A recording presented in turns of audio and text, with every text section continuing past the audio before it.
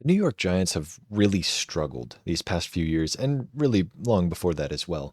And around this time of year, free agency and the draft, bad teams tend to give their fans hope that maybe next year will be better.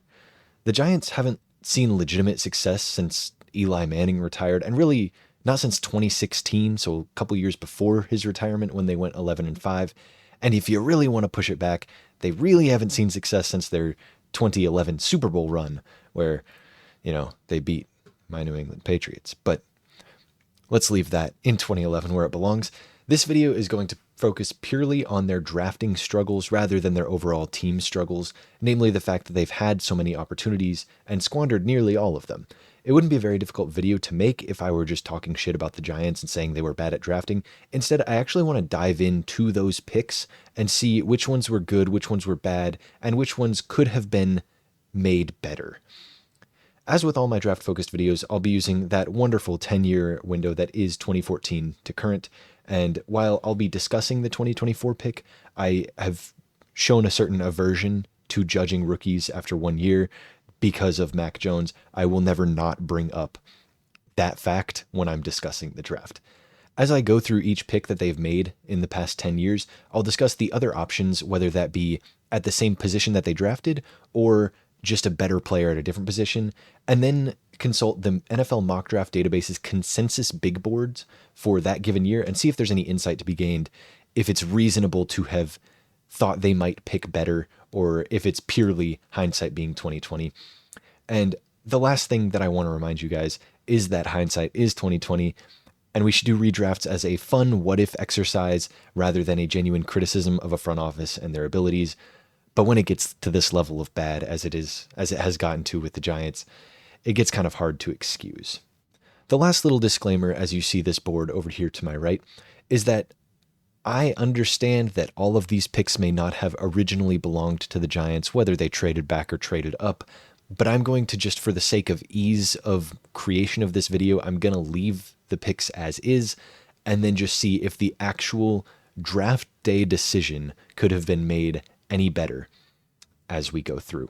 So this past season, 2024 draft, pick number 6, they took Malik Neighbors. Now, in a redraft, it's easy to say that a QB could have gone here after some solid-looking performances from both Michael Penix and Bo Nix, but I would still stick with the Neighbors pick. Leading up to the draft last year, I kind of pushed our mock drafts to include them taking weapons rather than taking a quarterback, because I felt that their offense was so devoid of talent that a quarterback going there just wouldn't be able to succeed. And I'm going to stand by that. And even though I do have the 3 quarterbacks written there in that redraft pick area, I do think that Malik Neighbors definitely should still be the pick. And the big boards say that it could have been either Neighbors or McCarthy. Both were rated very similarly around the same pick leading up to the draft. Then back to 2023, we have them at pick 24. They took Deonte Banks. And this pick, if they wanted to stay with corner, specifically corner, not just DB, I would have gone Joey Porter Jr. He was ranked 2 spots above consensus on the big board and has just been the better player overall. And if you want to go with a more versatile DB option, Brian Branch has been amazing for the Lions, and I think that that would have been a better pick for the Giants here as well. Another guy that is not at the same position as Deonte Banks of cornerback is Nolan Smith. He was still on the board. He was ranked pretty highly on the big boards and was ranked above Deonte Banks, but they opted for Banks instead. Now we go on to 2022, where they had 2 picks inside of the top 10, and I would say they kind of missed on both of them. Definitely on the Evan Neal pick, but kind of on the Kayvon pick as well. He hasn't really shown to be a top 5 pick of edge rusher. In fairness, he was the consensus 3rd best player in the class, and there really wasn't a better edge prospect at the position. They could have taken Garrett Wilson or Chris Olave, but that's purely hindsight.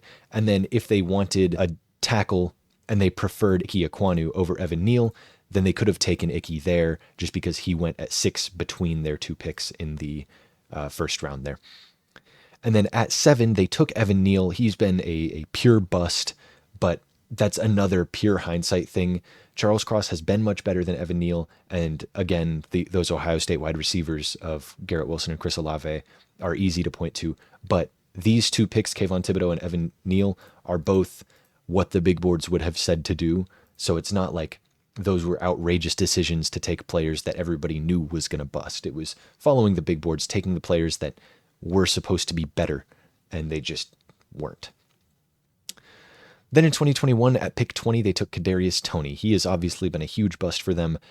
It's kind of hard to find a receiver that's genuinely great from that class. Obviously, at pick 20, you're maybe not looking for greatness, you're just looking for solid play. But you kind of have to go all the way down to Nico Collins to find the next guy that's really good. But Rashad Bateman has been better than Kadarius Toney so far.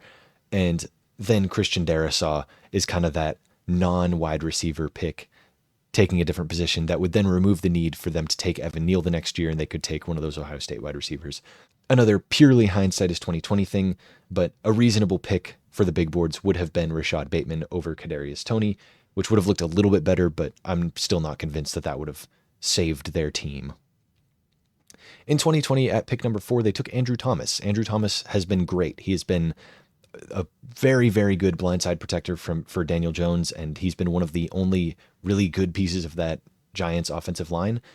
And coming off drafting Daniel Jones in the top 10, there's no shot that they take Justin Herbert, but he would have been a good pick in hindsight again. I think this is one of the few home run picks that they have made. Big Board said Tristan Wirfs over Andrew Thomas, and that could be argued as well. I do think Tristan Wirfs is a little bit better, but you're trading franchise left tackle for franchise left tackle. I really don't think there's too much pickiness to go on. And I also have Justin Jefferson written down here for the redraft picks. That's just easy to say because Justin Jefferson's the best receiver in the league right now, and so it's hard to kind of point to somebody else when Justin Jefferson is there, you know? Then in 2019, at pick number 6, they took Daniel Jones. In a redraft, I would have taken Josh Allen or Brian Burns. This is the defensive end, Josh Allen, not the quarterback, Josh Allen. But there was really no good quarterback, not a good year to need a quarterback in 2019. They should have just waited till the next class and taken Justin Herbert. Several good edge rushers on the board, though. You've got Josh Allen and Dwayne Haskins, rest in peace, were up there on the big boards. So if they needed a quarterback, if they were going to take a quarterback, Dwayne Haskins was ranked above Daniel Jones. And if they wanted to take an edge rusher, Brian Burns, who they traded for and extended, would have been there for them. And Josh Hines-Allen would have been there for them as well if they had decided to go that way. He was ranked higher on the big boards than Brian Burns and obviously than Daniel Jones. Just a little while later in that 2019 draft class, they did take Dexter Lawrence. I think that's a home run pick, another one of few. And they should stay that way in a redraft. They should absolutely take Dexter Lawrence at 17. Big boards agree that he was slipping, and they took him. He turned out great. Great piece on the interior of the defensive line.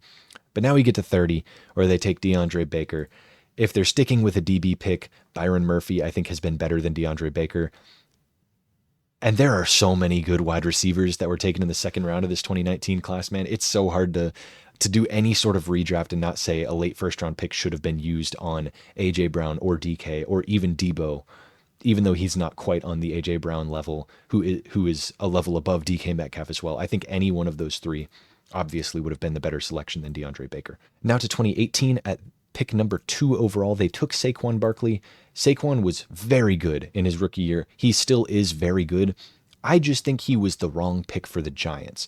Josh Allen would have either been ruined by the Giants, or he would have set them up perfectly post Eli Manning, had a couple years to sit or a year to sit, and that would have just led to bigger and better things for them if he panned out the same way that he did in Buffalo. Obviously not saying that he would. The Giants kind of do squash talent. That's one of their many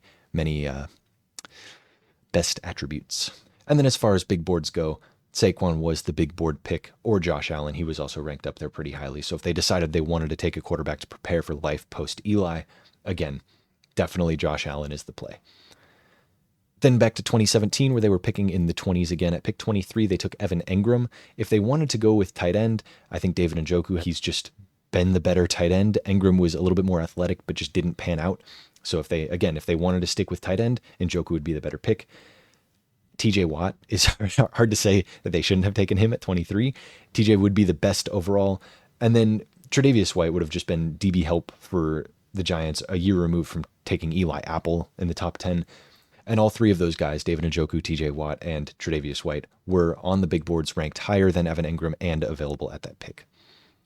Then back to 2016, we've got pick 10, Eli Apple. Eli Apple as burnt toast is so ingrained in my brain.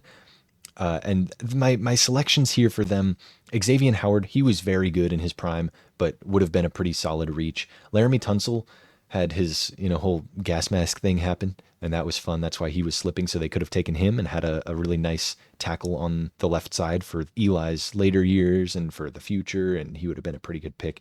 And Taylor Decker, he's kind of the less problematic option than Laramie Tunsil, if that's what turned them off to him. And the big boards say that Laramie Tunsil, or another kind of not great DB selection, would have been Vernon Hargreaves. He was ranked higher than Eli Apple on the big boards and would have, I don't know if he would have been the better pick, but Eli Apple is so trash that he couldn't have really been worse, if you really think about it.